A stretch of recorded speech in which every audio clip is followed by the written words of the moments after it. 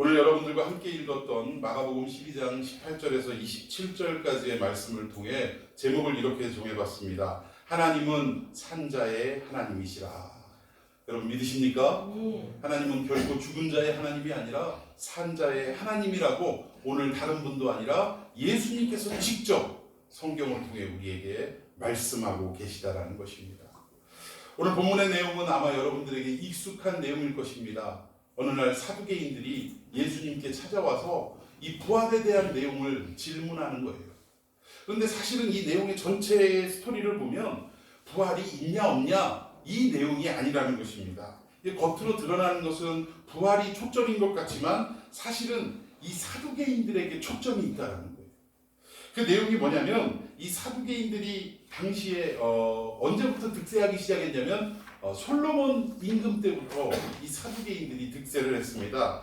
미루어 볼 때 이 사두개인들은 누구의 후손이라고 짐작하냐면 제사장, 대제사장 사독의 후손이들이다. 그래서 사독 해가지고 사두개인 뭐 이렇게 우리가 추정을 하고 있다라는 것입니다.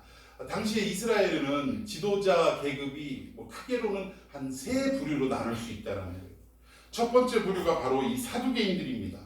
이들은 한마디로 얘기하면 식자층이라고 얘기할 수 있고 또 재물도 많고 권세도 있는 오늘날로 말하자면 로얄 패밀리들, 이들이 바로 사두개인들이었다라는 거예요. 한마디로 기득권 세력들이고 종교 지도자들이고 항상 로마 정부, 이 중앙 정부에 가까이에서 어른거리면서 권력을 탐닉하는 이 사람들이 바로 사두개인이었다라는 것입니다. 그 두 번째는 어떤 부류가 있었냐면 성경에 너무나 잘 등장하고 있는 바리새인이 있었어요. 이 바리새인들은 어떤 사람이냐면 백성들에게 율법을 아주 엄중하게 만들어가지고 제시하고 이것을 지켜야 한다, 이것을 지키지 못하면 죄인이다라고 정죄하는 그런 부류였다라는 것입니다. 쉽게 얘기해서 백성들이 바라보는 바리새인들은 선생님 계급이었어요. 선생들이었고 또 백성들 위에 이 율법을 가지고 또 이 종교적인 교리를 가지고 군림하는 그런 세력이었다라는 것입니다. 그리고 또 한 부류는 지난주에 우리가 잠깐 언급을 했던 헤롯 당 기억하십니까? 이 사람들은 종교적인 어떤 개념보다는 당시의 분봉왕인 헤롯 주변에서 달라붙어가지고 측근 역할을 하면서 권력을 탐닉하는 그런 사람들이었다라는 것입니다. 근데 이 사두개인, 오늘 본문의 주인공들인 이 사두개인들은 어떠한 신앙적 사상을 가지고 살았냐면 부활을 믿지 않았다는 거예요. 여러분, 우리 기독교에서 부활이 빠지면 그것은 기독교가 아닌 것을 믿으시기 바랍니다. 우리 기독교에는 부활이 가장 어떻게 보면 핵심이라 할 수 있는 거예요. 우리가 죽음을 겁내지 않는 이유는 또 세상의 어떤 핍박과 환난과 많은 어려움들을 우리가 능히 극복할 수 있는 것은 무엇 때문에 가능한 일이냐? 부활이라는 어떤 신앙이 있기 때문에 가능하다는 것입니다.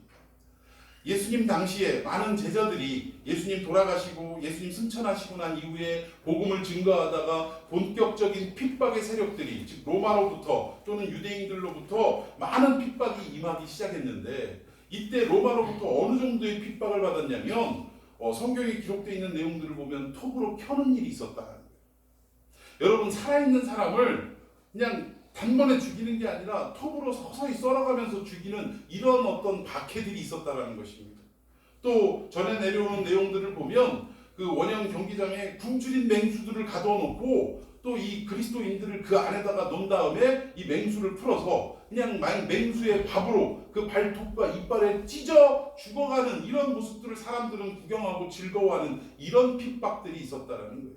그런데 당시에 많은 어떤 사도들이나 예수 그리스도를 믿던 성도들이 이 무서움, 이 박해, 이 고난을 능히 이겨낼 수 있었던 것, 그리고 그 앞에 엎드리지 않고 굴복하지 않을 수 있었던 것은 어떠한 것이냐? 그들의 마음속에 어떤 신앙이 있었기 때문에?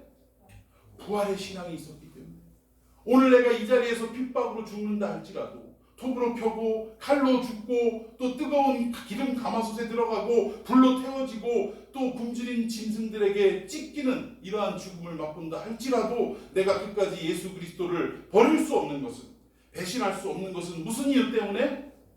이 삶이 이것으로 끝나는 것이 아니라 이 죽음 너머에 다시금 새로운 생명을 주시는 부활이라는 것이 있기 때문에 나는 이 죽음 앞에 굴복하지 않겠다라는 신앙으로 이겨낼 수 있었다라는 것입니다. 저는 오늘 여러분들도 부활의 신앙을 믿고 살아가는 성도들일진데 과거에 2000년 전에 있었던 이 핍박에 맞섰던 이 사도들과 성도들뿐만 아니라 오늘 저와 여러분의 삶도 하루하루를 부활을 믿고 소망하며 죽음을 극복할 수 있는 아름다운 신앙의 소유자가 되기를 예수님의 이름으로 축원해 드리겠습니다. 당시에 이 세 부류들 바리새인, 사두개인, 헤롯당 이 사람들은요 서로가 대립각을 세우면서 못 잡아먹어서 안달인 이런 부류들이었다는 거예요. 어떻게든 좀 더 헤게모니를 쥐고 권력을 쥐고 우선권을 쥐고 기득권을 쥐고 살아가려고 서로가 서로를 비방하고 서로 전쟁, 보이지 않는 전쟁이 일었던 이 세력들이 이 부류들이었다는 것입니다. 그런데 이 원수 같은 세 부류가 지금 똘똘 뭉쳐서 하나가 되었다는 거예요. 그 이유가 무엇이냐? 공공의 적인 예수님 한 분 잡아 죽이고자 예수님 한 분, 자기들의 기득권과 모든 세력을 한 번에 뺏어갈 수도 있을지 모르겠다라고 여겨지는 이 예수님을 죽이기 위해서 이 서로 대립각을 세웠던 이 세 부류들이 한 당이 되어서 서로가 마음을 통하고 또 생각을 통하여서 예수님 잡는데 앞장서고 있더라는 것입니다. 오늘은 사두개인들이 예수님 앞에 자기들의 신학적 어떤 논리를 가지고 또 예수님이 주장하는 내용들을 가지고 서로 지금 시비가 붙은 거예요. 오늘 사두개인들이 부활에 대한 문제로 지금 접근하고 있습니다. 첫 번째 말씀드렸던 것처럼 사두개인들은 뭐를 믿지 않더라? 부활을 믿지 않더라는 거예요. 그런데 예수님은 부활에 대해서 말씀하니까 이 부활에 대한 논쟁을 통해 예수님을 올가매려고 지금 시비를 붙고 있더라는 것입니다. 우리 읽었지만 다시 한번 본문 말씀을 차분하게 읽어보도록 하겠습니다.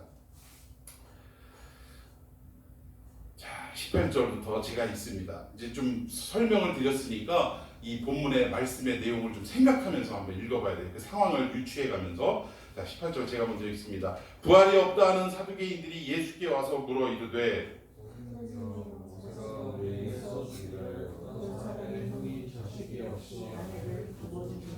그 동생이 그 아들을 싫어하여 그를 위하여 상속자를 세우지라 하느니라. 7형제가 있었는데 마지가 아내를 취하였다가 상속자가 없이 죽고 둘째도 그 여자를 취하였다가 상속자가 없이 죽고 셋째도 그렇게 하여 일곱이 다 상속자가 없었고 최후의 여자도 죽었나이다.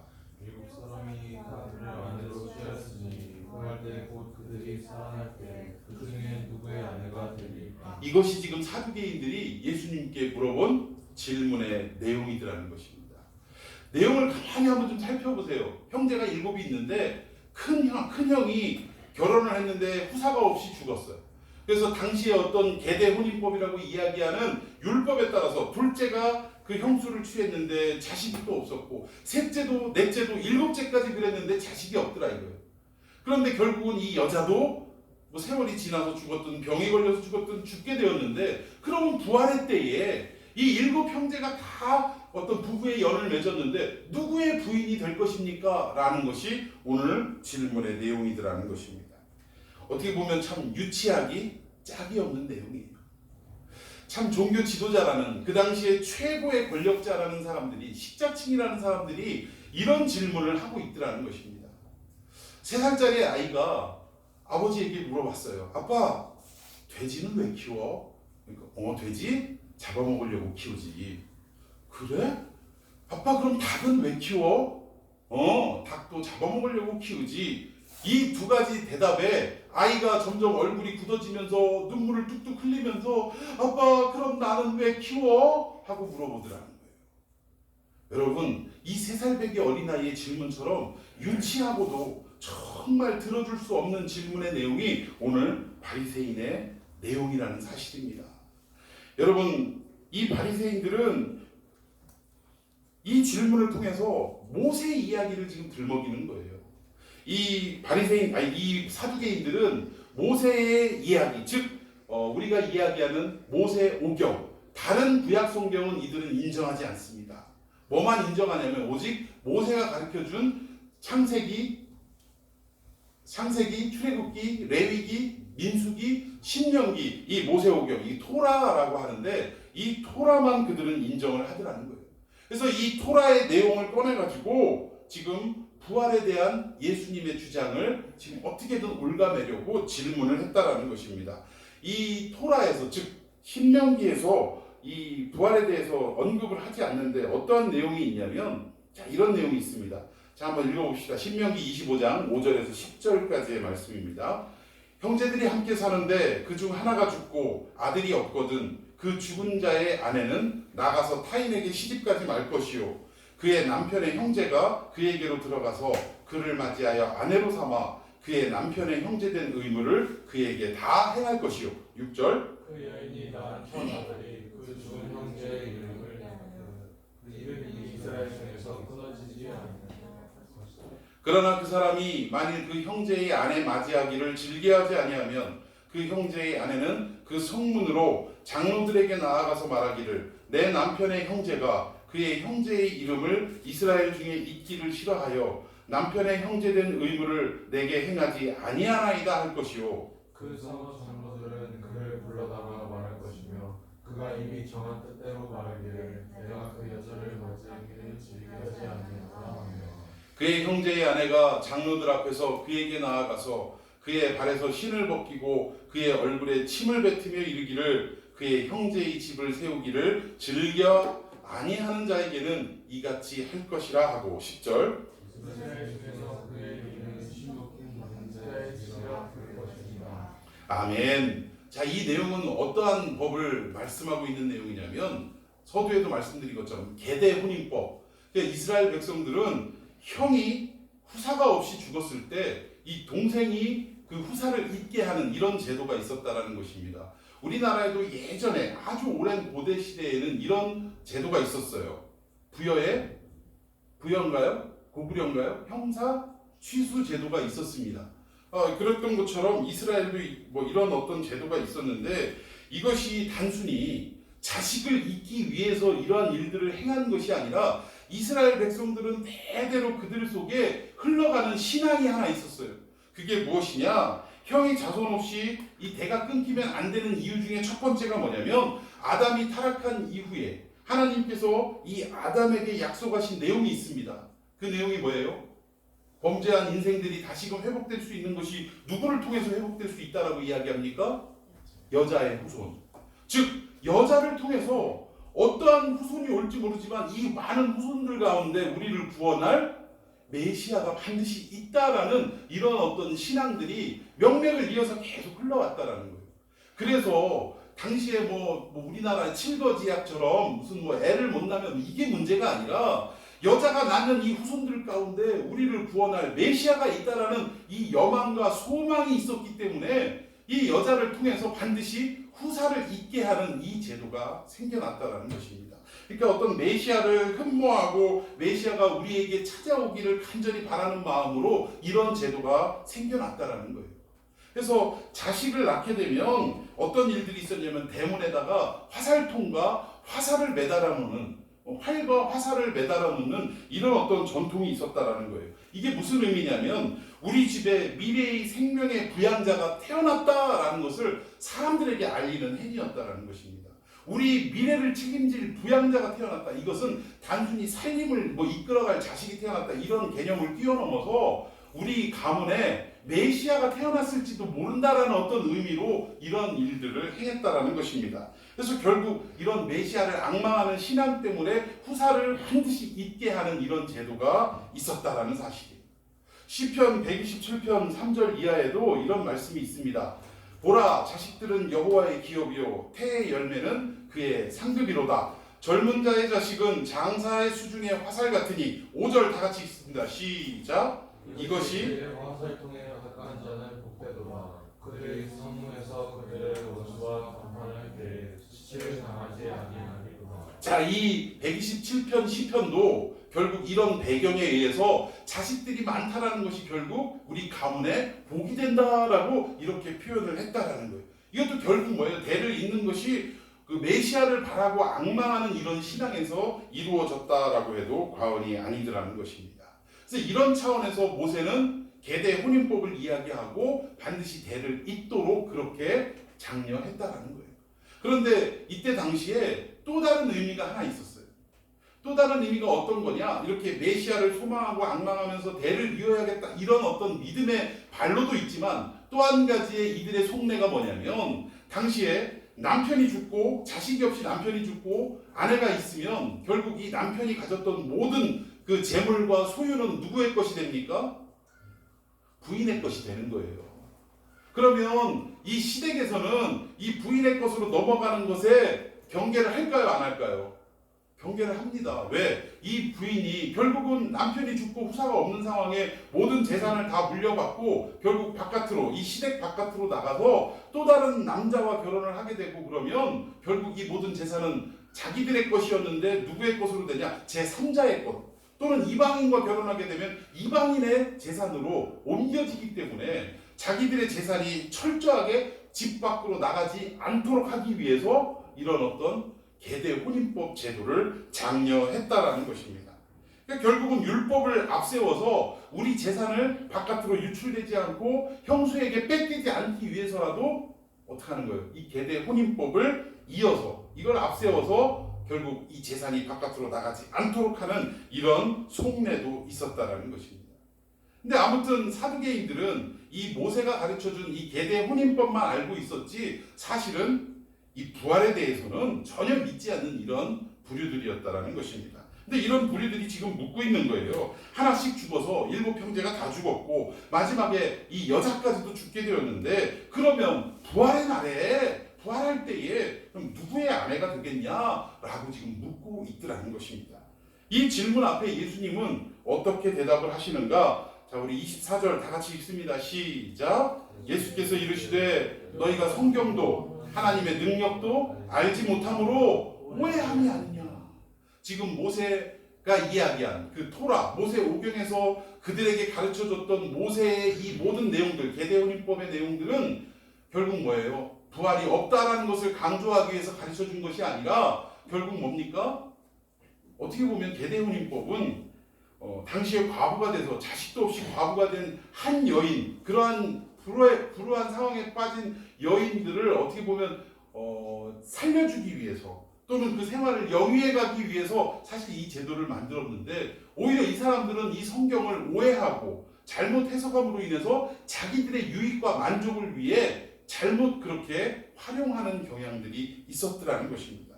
예수님도 그 얘기를 하시는 거예요. 너희들이 성경을 보기는 보지만 성경도 오해했고 하나님의 능력도 알지 못했다라고 분명하게 말씀하시더라는 것입니다. 자, 우리 계속해서 25절 읽습니다. 시작. 사람이 죽은 자 가운데서 살아날 때에는 장가도 아니가고 시집도 아니가고 하늘에 있는 여기 보니까 예수님이 사람이 죽은 자 가운데서 어떻게 할 때?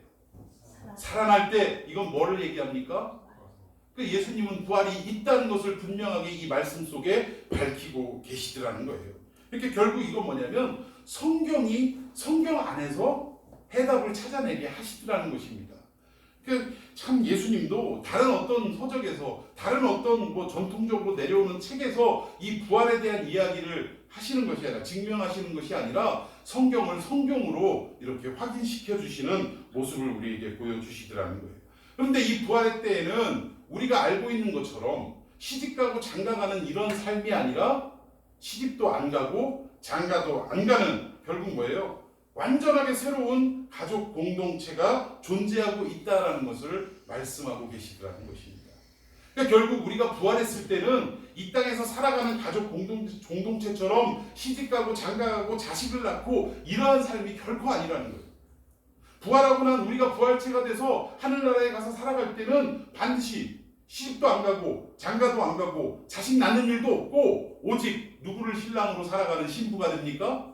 예수 그리스도 한 분을 신랑으로 모시고 살아가는 신부로 살아가게 되더라는 사실이. 그러니까 새로운 가족 공동체를 말씀을 통해 우리에게 설명하시더라는 것입니다. 그런데 사두개인들은 이 땅에서 누리는 모든 것들이 다 이어져서 어디로까지 이어진다? 천국, 하나님이 계시는 그 나라까지도 이어진다라고 내세를 그렇게 생각했다라는 거예요.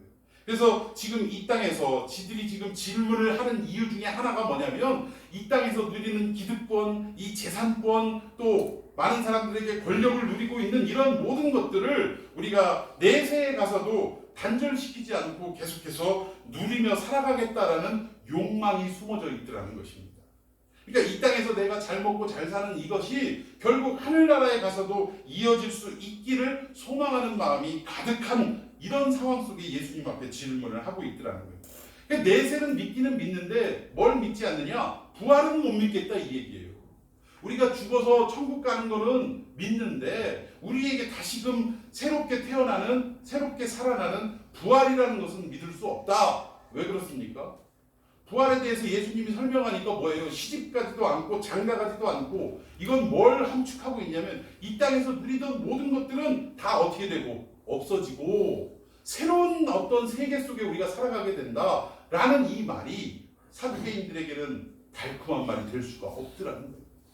그렇게 붙들고 놓치기 싫어하는 자기들의 어떤 사상과 자기들의 권력을 예수님의 말 한마디에 다 없어지는 아무것도 아닌 거다라고 인정하고 싶지가 않았다라는 것입니다.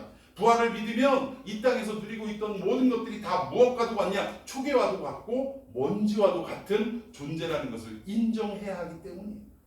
자기들은 그거 없으면 못 살겠는데 참 제가 어떤 권사님, 참 솔직한 권사님 한번 본 적이 있는데 나이도 많이 드셨어요. 근데 이분이 뭘 그렇게 좋아하시냐면 돈을 그렇게 좋아하세요. 돈을. 이분이 남편이 일찍 죽고 자식들 키워가면서 악착같이 돈을 벌고 또 이 돈을 모으고 뭐 이런 어떤 삶 속에서 그렇게 생각이 굳어졌는지는 모르겠지만 기도하시는데도 이러더라고요.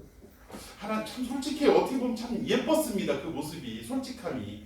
하나님 전 진짜 돈 없으면 못 살겠어요. 이러면서 기도를 하더라는 거예요.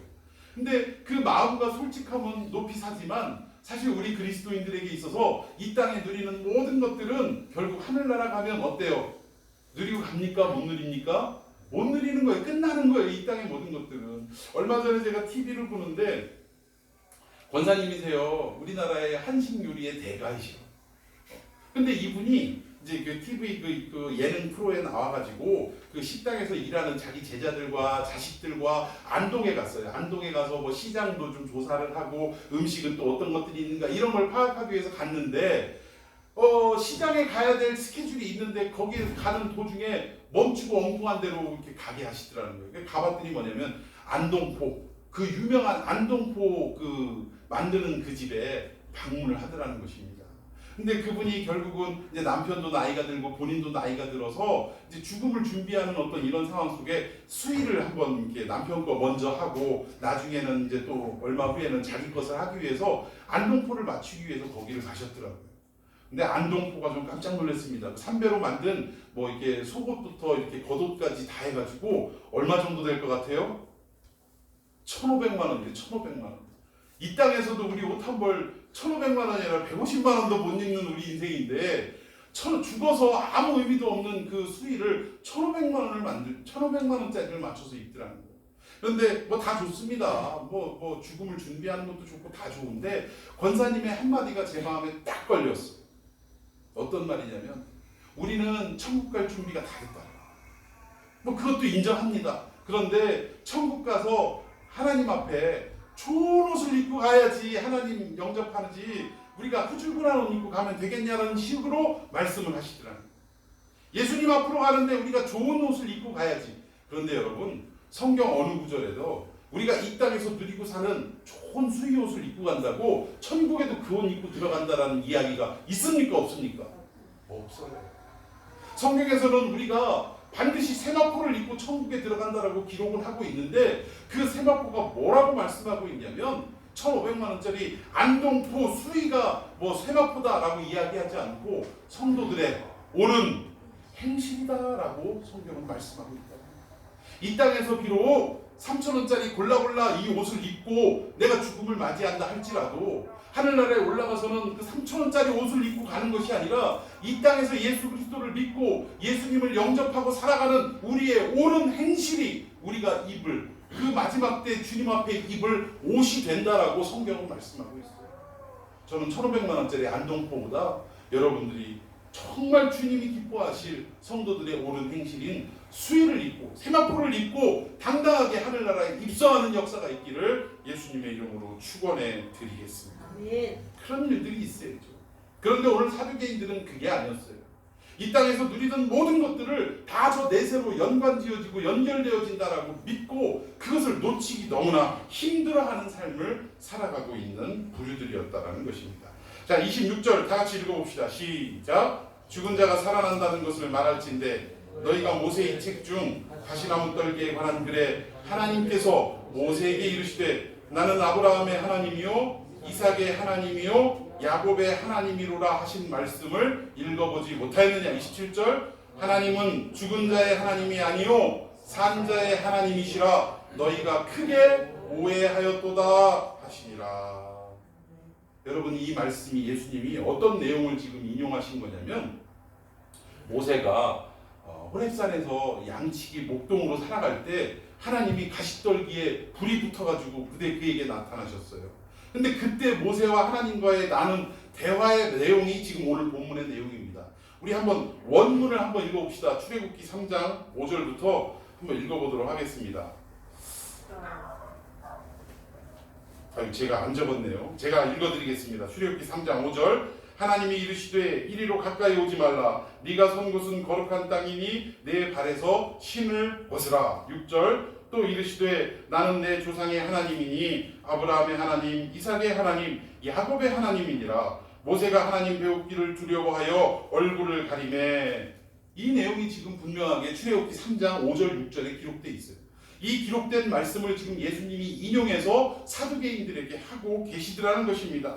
여기 중요한 것이 나는 아브라함의 하나님, 이삭의 하나님, 야곱의 하나님이라고 누가 지금 말씀하고 있어요? 하나님이 스스로 말씀합니다. 야, 나는 너희들이 믿는 하나님인데 나는 어떤 하나님이냐? 아브라함의 하나님, 이삭의 하나님, 야곱의 하나님이야. 이게 어떤 의미냐? 그 다음번에 하시는 말씀이 예수님이 뭐라고 했어요?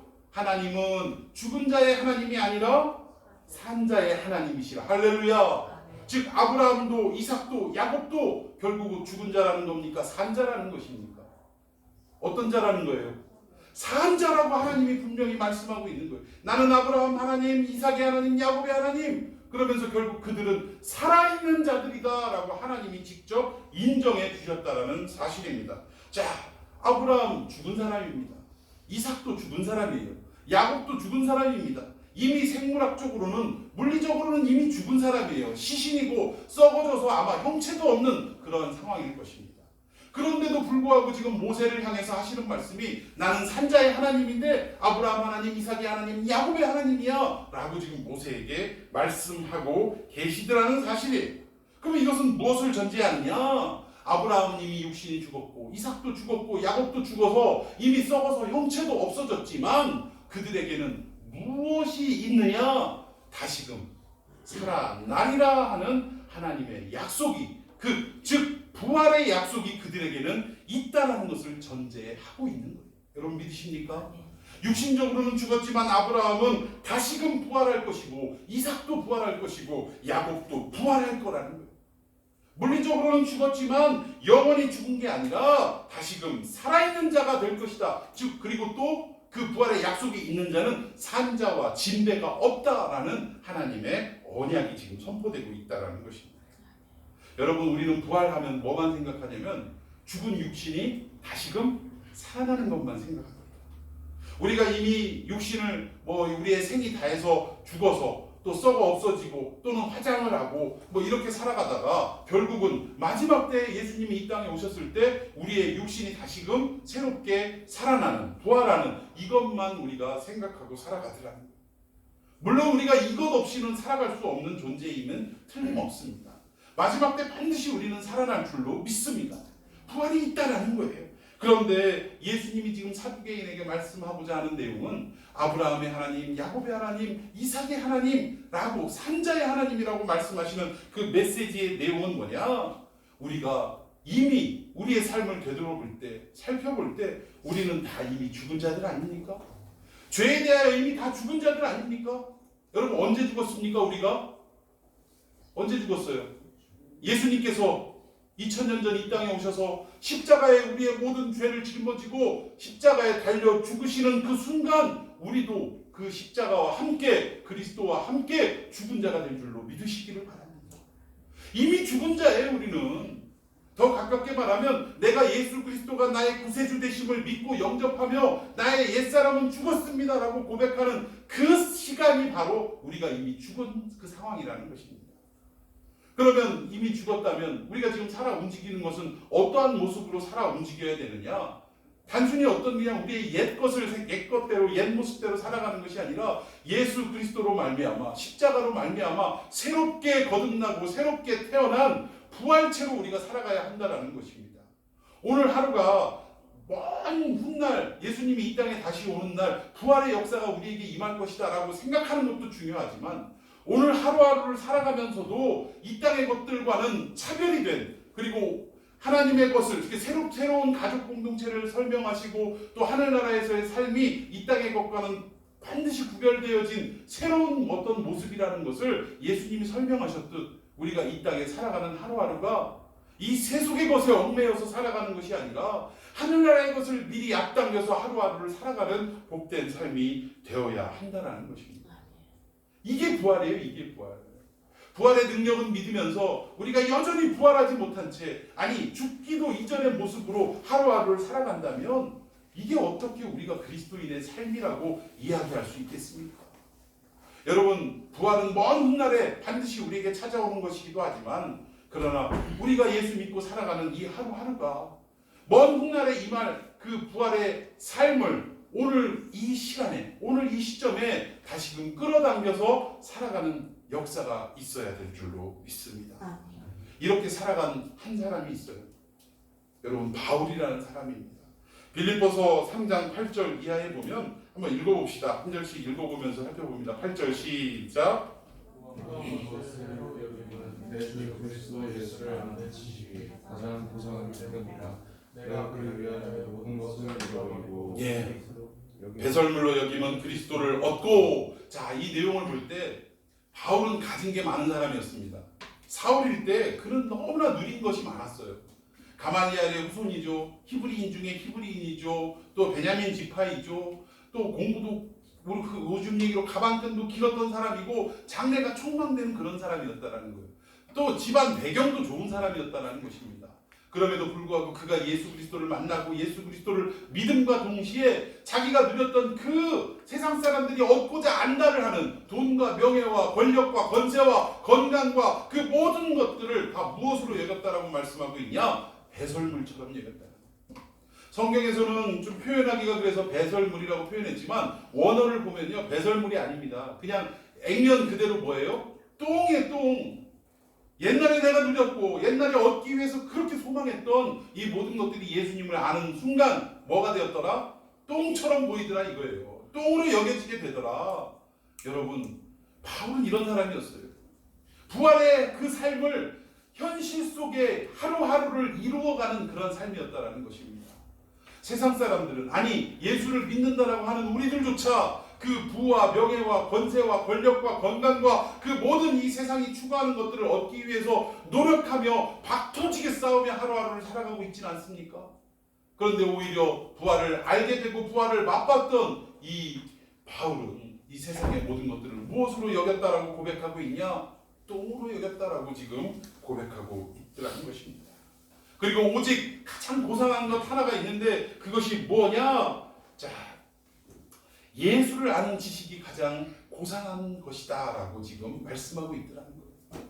여러분 살아가면서 돈도 중요합니다. 명예도 중요합니다. 권세도 중요합니다. 그러나 이것들과도 바꿀 수 없는 그 가장 소중한 한 가지가 있는데 그것이 무엇이냐?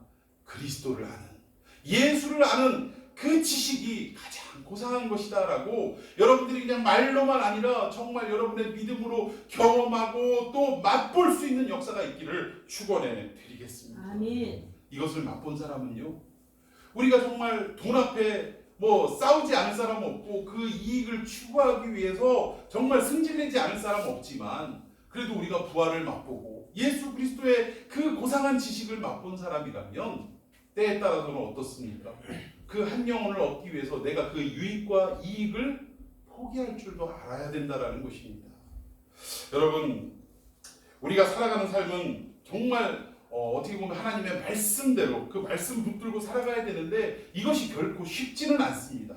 그래서 끊임없이 우리가 하나님 앞에 기도하고 그러한 삶을 살아갈 수 있도록 우리가 기도하는 또 붙드는 그러한 삶을 살아야 한다는 거예요. 그런데 바울의 고백처럼 우리가 하나님 말씀대로 살아가게 되면 결국 그 결과가 어떠냐? 사람들이 이야 대단하네 이렇게 알아봐 주는 게 아니라 세상의 구경거리가 되더라는 것입니다. 우리가 정말 하나님의 의를 위하여 우리의 이익을 포기하고 양보하는 이런 삶을 살면 세상 사람들은요 우리를 구경거리로 보더라는 거예요. 이게 무슨 의미냐면 야, 저 사람 정말 예수 믿는다더니 정말 착하네 그렇게 봐주는 것이 아니라 뭐라고 봐주냐? 뭐라? 이거 바보 아니야? 계속해서 이 사람한테는 이렇게 이용해 먹어야겠네? 라고 우리를 구경거리로 전락시켜 버리더라는 것입니다. 한마디로 얘기하면 이 세상을 살아가는 법칙과 거스르는 어떤 상황 속에 살아가게 되더라는 거예요. 그러니까 결국 사람들의 구경거리가 되고 세상의 부적응자가 되고 사람들은 교회 다니는 사람들을 사회 부적응자가 이렇게까지 표현하는 경우가 있더라는 것입니다. 여러분 직장 생활할 때 아우 저 교회 가야 돼서요. 오늘 뭐 청년들 모임이 있어서요. 오늘 뭐 구역장들 뭐 공부가 있어서요. 이래가지고 사회생활에 어떤 지장을 주는 참석하지 못하는 이러한 삶을 살면 우리의 상사들은 직장에서의 상사들은 그렇게 평가하더라는 거예요. 사회 부적응자. 하나님의 뜻대로 살아가려고 애를 쓰면 세상 사람들은 우리를 우습게 생각하고 구경거리로 마치 동물원 안에 원숭이로 우리를 판단해버리고 그렇게 대하고 살아가게 되더라는 것입니다. 그런데 중요한 것은 뭐냐? 오늘 사두개인들이 세상의 방법과 세상에서 누리던 것들을 끝까지 천국까지 가지고 가고 싶은 그 욕망이 있었던 것처럼 우리가 그렇게 살아가는 것을 추구하는 것이 아니라 오늘 하나님의 말씀처럼 부활의 삶은 이 땅에서 누리는 삶과 반드시 거리가 멀고 또 시집가지도 장가가지도 않는 그러한 어떤 새로운 가족 공동체를 이루며 살아간다는 것을 우리가 분명하게 깨달아서 이 세상에서는 비록 손가락질을 당할 수도 있고 또 비웃음을 당할 수도 있고 사회 부적응자라는 그런 어떤 오명을 뒤집어 쓸 수도 있지만 그 약속을 붙들고 하나님의 말씀을 붙들고 우리는 현실 속에 하나하나 살아가야 되는 하나하나 이루며 살아가야 되는 이러한 삶이 되어야 할 줄로 믿습니다. 적어도 이러한 우리의 삶이 부활을 경험했던 삶이라면 우리가 가는 곳에 죽어있던 것들이 일어나는 역사가 일어나야 되지 않겠습니까? 처음에는 오해받고 손가락질 받고 웃음거리가 될지언정 끝까지 하나님 말씀 붙들고 우리가 살아가다 보면 부활의 삶을 살아가다 보면 잃어버린 모든 것들이 회복되는 역사가 있어야 되고 죽은 것들이 되살아나는 역사가 있어야 되고 내가 가는 그곳에 화평이 깨진 자리에 화평이 다시금 이루어지는 이러한 역사가 일어나야 되지 않겠습니까? 여러분 세상이 추구하는 그 삶을 따라가는 이런 어리석은 삶이 되지 않고 사두개인과 같은 삶이 되지 않고 오직 주님의 말씀처럼 하늘나라에서는 이 땅에서 살아가는 방법과 가치와 그 모든 논리가 전혀 새로운 것이다. 시집도 가지 않고 장가도 가지 않는 새로운 세계를 우리가 맞이할 것이다 라고 말씀하신 것처럼 그 새로운 세계를 우리가 바라보고 이 땅에서 하루하루를 소원을 이루어가며 살아갈 수 있는 놀라운 은혜의 역사가 있기를 예수님의 이름으로 축원해 드리겠습니다. 아멘. 부활을 맛본 여러분들, 부활을 삶 속에서 체험하고 실천하고 이루어가는 역사가 있기를 축원해 드리겠습니다. 아멘. 다 같이 기도하겠습니다.